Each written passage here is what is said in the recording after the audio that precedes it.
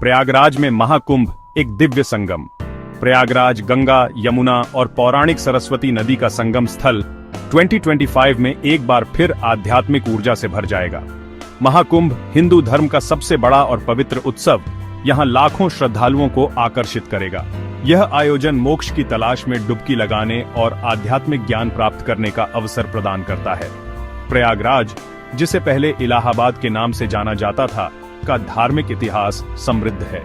यह वह स्थान है जहां भगवान राम ने अपनी वनवास यात्रा के दौरान विश्राम किया था और जहां महान कवि तुलसीदास ने रामचरितमानस की रचना की थी।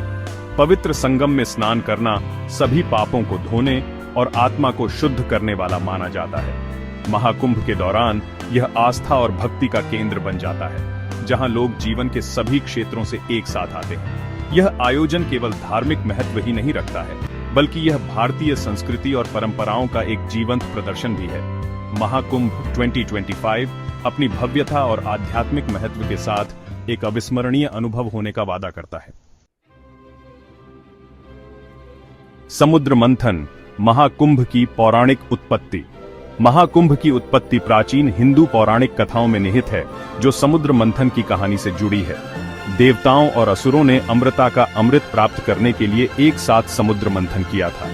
मंथन के दौरान 14 विभिन्न रत्न समुद्र से निकले, जिनमें से एक अमृत से भरा कलश था। अमृत पर अधिकार को लेकर देवताओं और असुरों के बीच युद्ध छिड़ गया। भगवान विष्णु ने मोहिनी का रूप धारण किया और देवताओं को अमृत वितरित करने का प्रस्ताव रखा।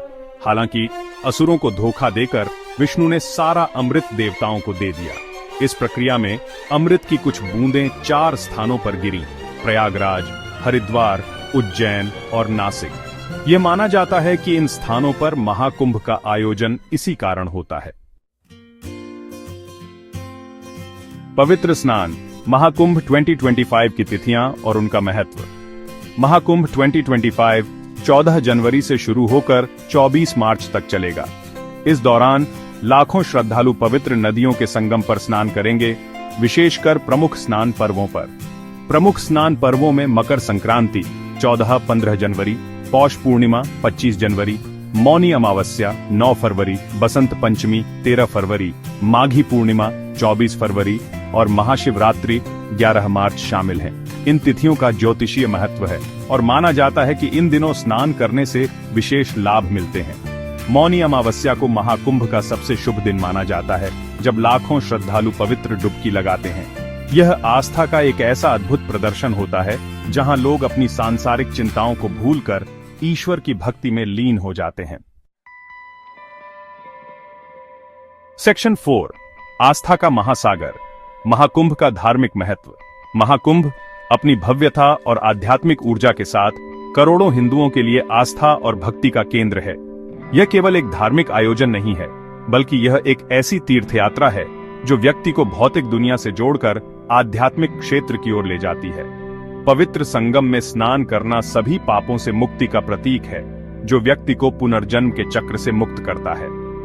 यह मोक्ष प्राप्ति का मार्ग प्रशस्त करता है, जो हर हिंदू का अंतिम लक्ष्य माना जाता है।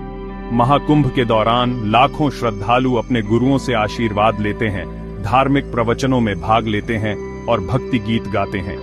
यह आध्यात्मिक जागृति का समय होता है, जहां लोग अपने आंतरिक स्व से जुड़ते हैं। महाकुंभ हमें याद दिलाता है कि जीवन का वास्तविक उद्देश्य भौतिक सुखों से परे है और हमें आध्यात्मिक विकास की ओर अग्रसर होना चाहिए।